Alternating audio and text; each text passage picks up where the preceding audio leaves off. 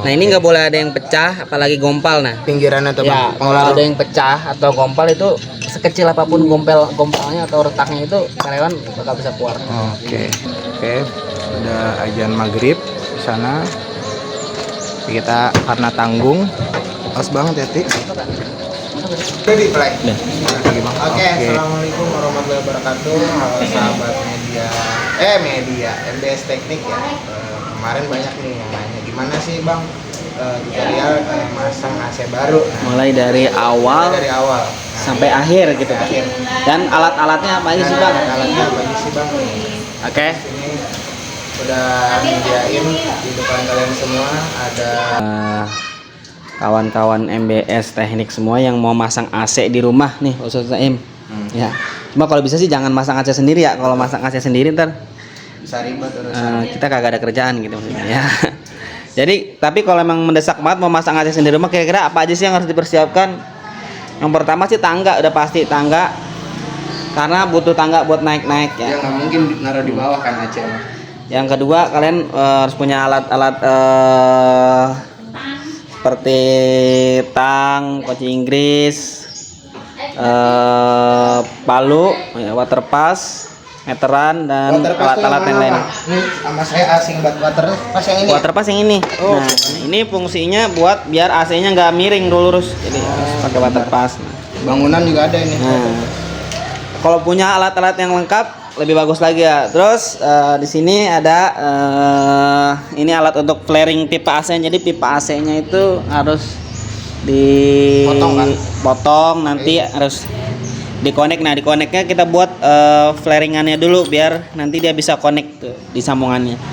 Nah, terus di sini pasti kita butuh bor ya untuk masang outdoor AC-nya. Dalamnya bor.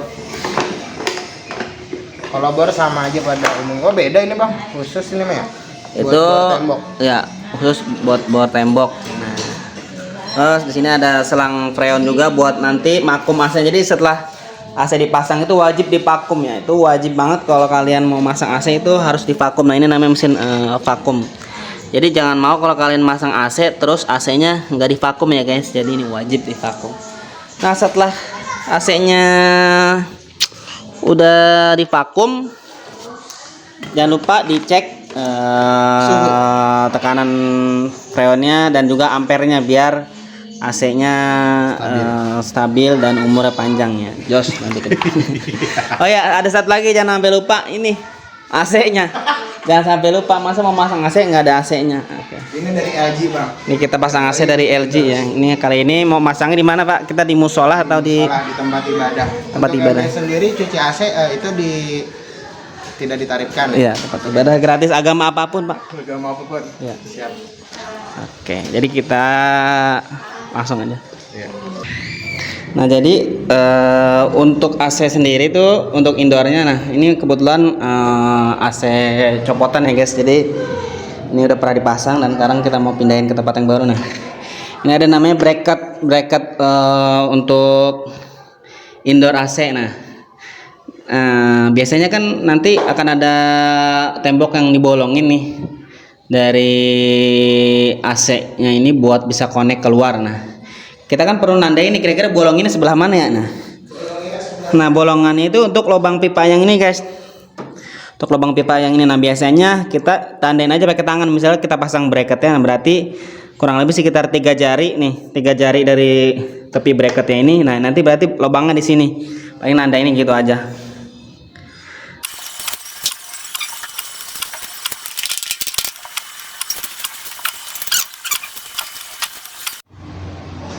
Nah jadi ini kondisi ketika bracket indoor udah dipasang ya.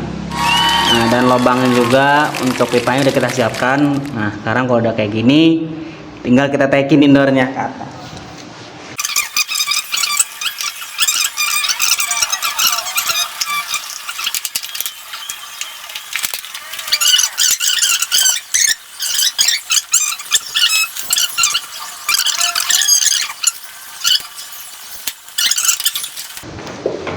Posisinya kan? Jangan sampai salah ngelobangin ya. Ini posisinya selalu pasti ada di sebelah kanan. Untuk pipanya ini selalu di sebelah kanan. Jangan sampai kalian ngelobangin sebelah kiri. capek-capek ngelubangin nggak tahu pipa sebelah kanan. Bisa aja sih pipa ini belokin ke kanan, cuma nanti kurang bagus untuk jalur air dia kalau terlalu banyak. Nah, muter.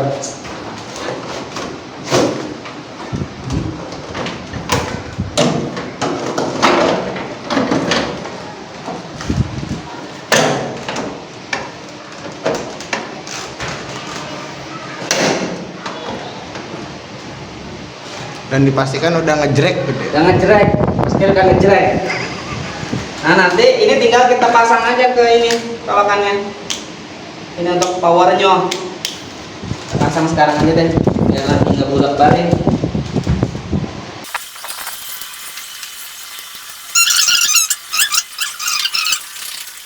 Lelah juga. Ya, oke. Sebelum lanjut kita ngopi dulu karena kalau nggak ngopi kalau air Bisa.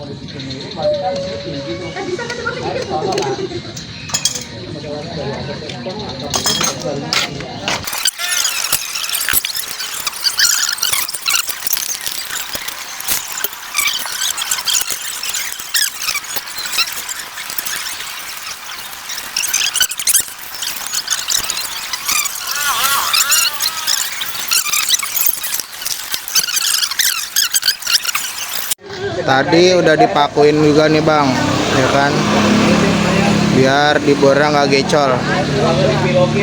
Tadi tuh abang beli apa namanya, anuan apa? Dinabol. Ini nih yang mau bakal dipasangin ya. Ini mungkin banyak yang nanya juga kali, sebelum masang ini perlu beli ini juga kan bang, Dinabol. kita perlu kunci pas ukuran 12.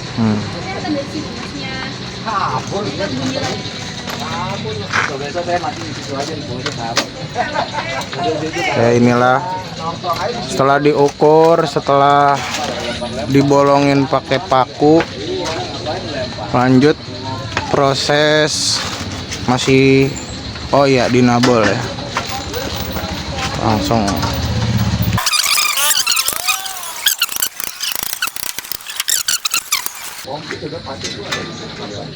Nah, ini di lokasinya ya lupa nih bilangin, ini kita pemasangan AC di Musola Al Barkah di Jalan Kapling DPR Serua Bojong Sari Depok, di samping Pupa Puhal.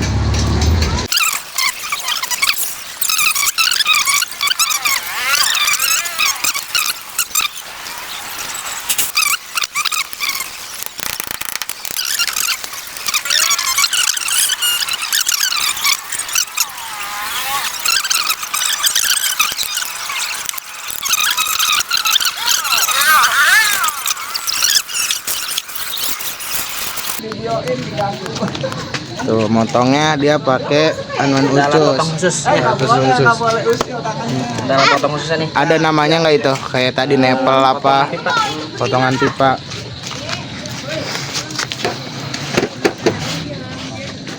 Namanya potongan pipa be ya. Kali gitu ada bahasa khusus kayak nepel tadi enggak ya? Ya mungkin Ada nama khususnya cuma saya lupa. Iya, mungkin para Yang tahu boleh komen. iya, yang tahu boleh komen. Para teknik ya, bolehlah sharing-sharing ilmunya di kolom komentar. Oke, ini mungkin prosesnya nanti tuh, salat tembaga. Jangan omnya lagi. Nggak boleh no.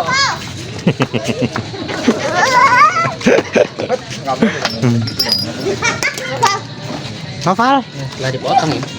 Nah, Dipotong kayak setelah gini. dipotong emang Ya, kalau nggak pakai ini motongnya kagak rapi, nggak rapi kayak gini. Buletannya baru ya? dimasukin sini. kurang lebih gerinda manual ya bang ya. Gerinda manual. Udah masuk kayak gini, langsung kita flaring. Flaring.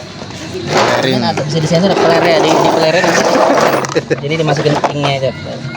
Nah ini nama alat flaring pipanya buat nyetak ini nih, buat nyetak mangkokan kayak gini kan kalau dibikin manual susah. Kita ada alatnya pakai ukuran khusus ya.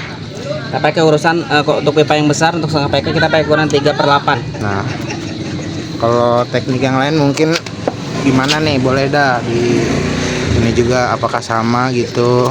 Bolehlah dibagi-bagi ilmunya. Ini alat flaring manual ya, manual. Semuanya sih manual sih, flaring semuanya manual. Cuma ada misalnya teknisi Thailand. Untuk teknisi Thailand dia pakai mesin, ada alatnya. Dan itu harganya lumayan Pak. Jadi karena kita belum punya uang untuk membeli alat yang lebih canggih, kita pakai alat flaring Yang manual aja seperti ini. Memang pengerjaannya lebih lama gitu. Kalau yang pakai bor tinggal tembaknya jadi dah. Tapi ada bang teknik yang pakai itu, teknik Di Thailand biasanya, di Indonesia mungkin belum banyak yang punya alat kayak gitu, dan saya pun sempat nyari di toko-toko itu alatnya jarang ada, harus PO gitu.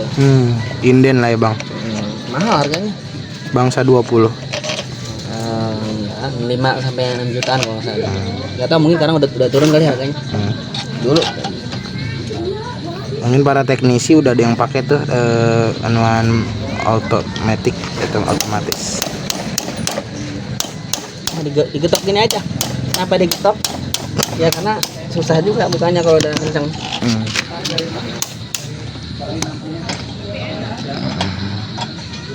Nah setelah diplaning nanti bentuknya akan seperti ini. Bisa di. Nah ini nggak boleh ada yang pecah, apalagi gompal. Nah Pinggirannya tuh ya, bang. kalau ada yang pecah atau gompal itu sekecil apapun gompalnya atau retaknya itu karyawan bakal bisa keluar. Oke. Mungkin itu sebab bisa jatuhnya atau kebocoran freon terjadi dari situ ya bang. Ya, nah ini kan kalau jadi kayak gini nih kurang lebih bentukannya. Siap. Tuh, guys. Ini sakitan kecilnya kita pegang juga.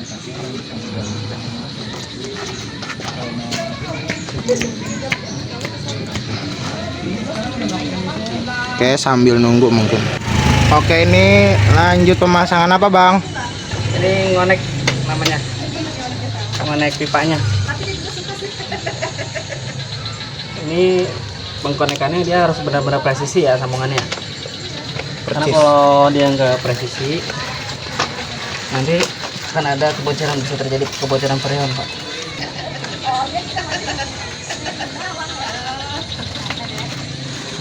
Mungkin penting untuk pemula memperhatikan ini ya bang, supaya pas sudah dipasang nggak ada kebocoran.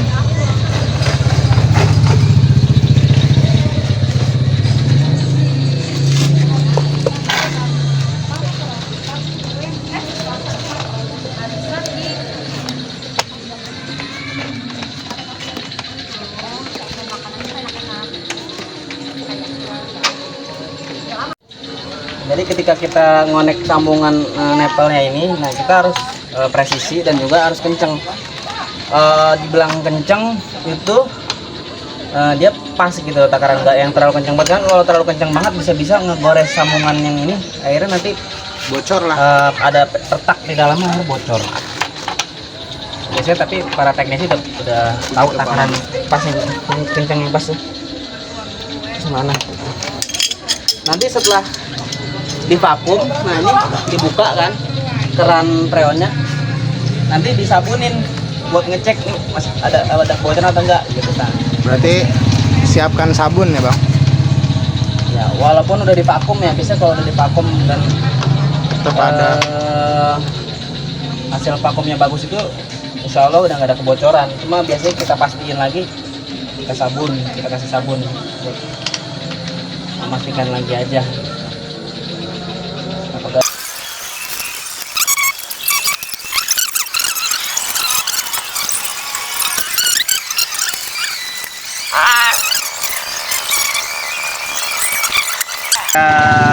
Konekan yang pertama antara indoor dan pipa yang udah terpasang dan dekat udah terpasang, baru kita naikin ini outdoornya. Ini cara naikin outdoor kalau sendiri kayak gimana, kayak gini. Oh bisa sendiri bang? Saya pikir harus berdua. Panggul gini aja, naikin pelan-pelan, jangan terlalu dekat tangganya.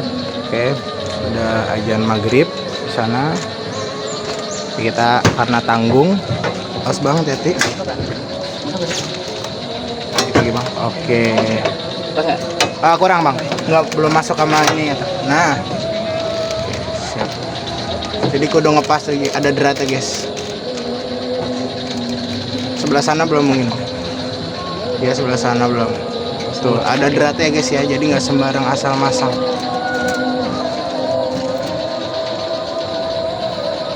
Itu udah. Ini kalau udah pasang ini baru dipasang baut kakinya biar dia kagak pakai pegian.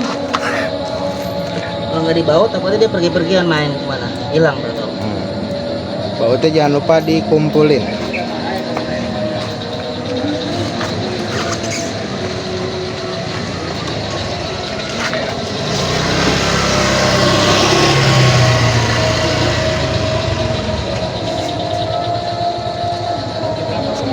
Oke, kita sambil nunggu dibaut, mungkin jeda azan maghrib. Yang penting teman-teman udah pada tahu ya, tadi jangan sampai lupa dari nepel, sambungan ke freonnya, terus dibalut lagi dengan lakban khusus ya, sampai dengan pengencengan ya, penguatan daripada berikat ya bang, sanggahan daripada Aceh. Oke, kita jeda dulu. Kalau Dan juga iklan yang akan tayang berikut ini.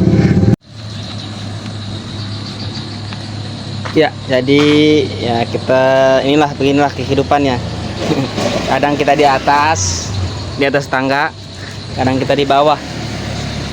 Seperti itu kehidupan. Nah, jadi setelah outdoornya udah naik kayak gini guys, kurang lebih si outdoor udah naik. Nah, sekarang tinggal kita connect ini nih, sambungannya ini kan belum dipasang nepel ya. Nanti kita ini udah kita potong, tinggal kita preling terus kita pasang konekannya. Cuma kita istirahat dulu ya, kita badang makan nasi uduk dulu nih, nasi uduk po minat kan Katipah. po latifeh. Oke guys, jadi ini setelah kita flaring dan kita connect sambungan ke outdoornya, tahap selanjutnya yaitu adalah vakum ya. Nah, ini kita ada alat vakumnya. Nah, dengan selangnya langsung kita connect ke sini. Dari situ langsung ke mesin vakum. Sebenarnya pakai ada alat manifoldnya lagi, cuma karena kita ketinggalan, kita langsungin aja. Kayaknya cuma nggak apa-apa. Biasanya durasi vakum itu minimal 15 menit. 15 menit. Semakin lama semakin bagus ya. Ini untuk apa tujuannya? Untuk menyedot udara yang ada di dalam pipa ini, karena selama pemasangan tadi kan pasti ada udara yang terjebak di dalam pipa ini dan di dalam AC-nya.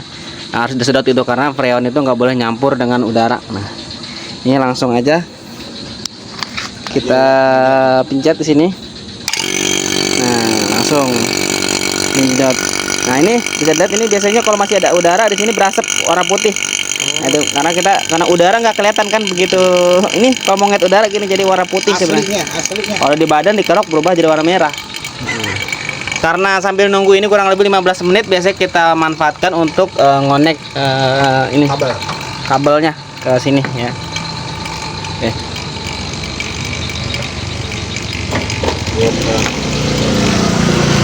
Kita pause dulu guys.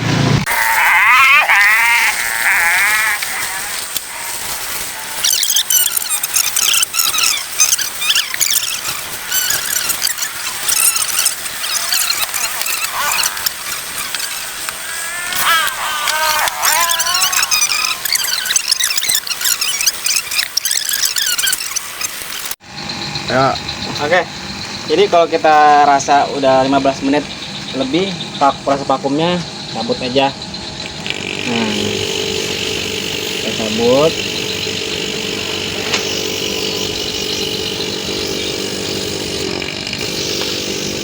Kita matiin.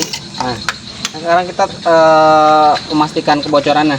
Untuk memastikan kebocorannya kita buka dulu ya keran freonnya. Nah, yang dibuka itu yang pertama yang kecil. Karena pipa yang kecil itu dia ngeluarin freon. Nah, untuk pipa yang besar dia nyedot gitu. Jadi kita buka dulu yang kecil, kita putar.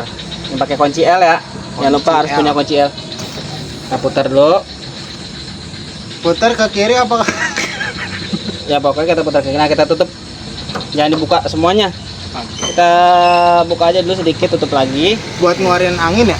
itu buat ngeluarin freonnya. Nah nanti kalau kita cek ini, kita sabunin nih, kalau misalnya ada kebocoran biasanya dia kayak nambal ban gimana sih, akan ada gelembung-gelembungnya yang nanti akan. Pusat pentil. Nah di setiap sambung-sambungannya kita kasih sabun gini, kita cek kira-kira ada kebocoran nggak nih, ada kebocoran nggak nih ya, kita cek. Untuk ini Nah kayaknya sih alhamdulillahnya nggak ada nih guys. Nah, kalau semakin ini kita buka lagi aja.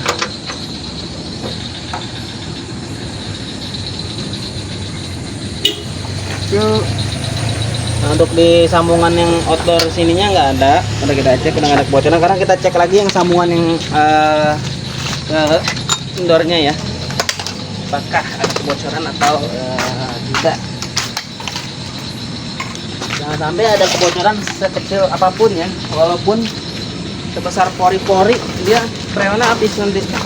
Karena freon itu Ibarat kata ban dalamnya.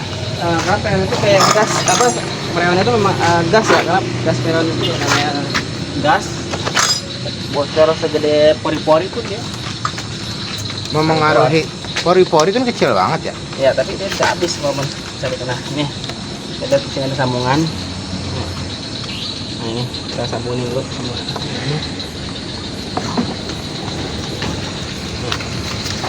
Sambungannya kita sabunin sini, pakai sabun, kita cek.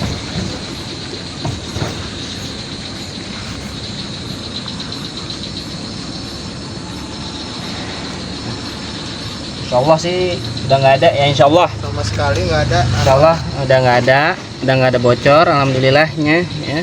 Nah kalau kita udah yakin nggak ada bocor, kita buka semua kerannya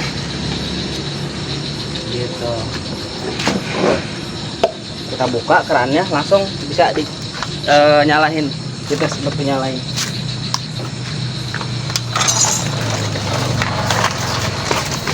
Nah kita buka lagi ya, ini dua-duanya harus dibuka ya. Yang kecil dulu, yang pertama dibuka yang kecil dulu. Yang kecil kita buka, terus puter sampai dia mentok. Bukan sampai kebuka, bukan. Ya, ini pokoknya dia kalau pentilnya keluar tuh dia, pentilnya diputer semakin keluar dia berarti nggak buka. Kalau diputer dia malah masuk ke dalam berarti dia nutup. Seperti itu. Nah, setelah yang kecil dibuka, yang besar kita buka juga. Tetap menggunakan kunci L. Kunci lak ya.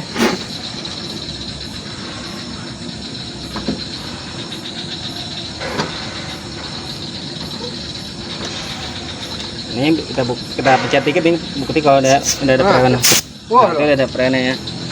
Mundur ya. Nah, kita udah bisa tes nyalain dulu ya. Kita Boleh. Ini kalau ini apa nih, Bang?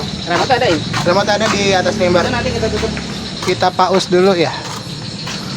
Sambil nungguin. Oke.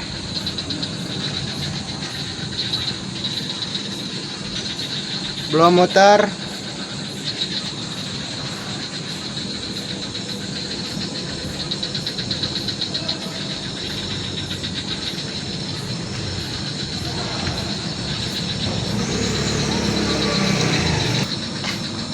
Kipasnya belum muter, Bang. Cuma kalau baru pertama dinyalain dia nggak langsung nyala, dia nanti ngebaca suhu sekitar dulu. Misalnya kita set di remote 16, dia nanti baca suhu sekitar kira-kira udah 16 belum. Kalau suhu sekitar belum 16 derajat, nanti dia baru ngasih perintah ke sini buat nyala. Jadi kita tunggu Oh, aja nanti. jadi untuk konsumen nggak perlu takut ya, Bang. Tidak perlu ya. Nanti dia auto hidup Sambil nunggu nyala kita balut ini aja yang masih belum dibalut. dengan lakban kucus.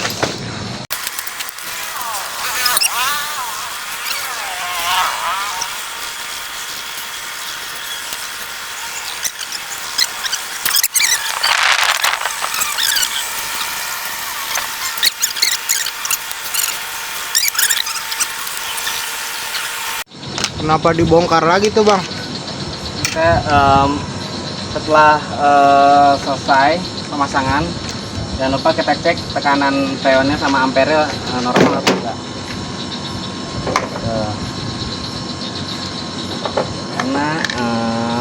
kita ngikutin ampere yang tertera di nomor. Ya untuk tekanan freon normal sih untuk AC setengah PK. Ini tekanan freon menggunakan R32. Itu dia normalnya di freonnya itu di angka 140 PSI sampai 180 ya. Dan ini tekanannya sih di sini di angka 140-an. Ini kondisi baru nyala sih ya. Emang kalau baru nyala biasanya tekanannya masih rendah. Nanti ketika udah nyala lama biasanya stabil di freonnya di angka 150-an. Jadi bisa disimpulkan ini untuk ampere dan freonnya bagus, Pak. Ya. Alhamdulillah. Luar biasa. Allah Akbar. Nah terus kalau misalkannya untuk ampere sendiri nggak normal bang, di bawah rata-rata, itu yang harus dilakukan apa bang biasanya? Ya, kita baik aja nih. Baik aja nih guys ya. Oke, alhamdulillah pas selesai ajan Isya, finishing kita guys. Dari part pertama alat-alat untuk memasang AC sampai dengan terpasang seperti ini. Kita sinematik dulu.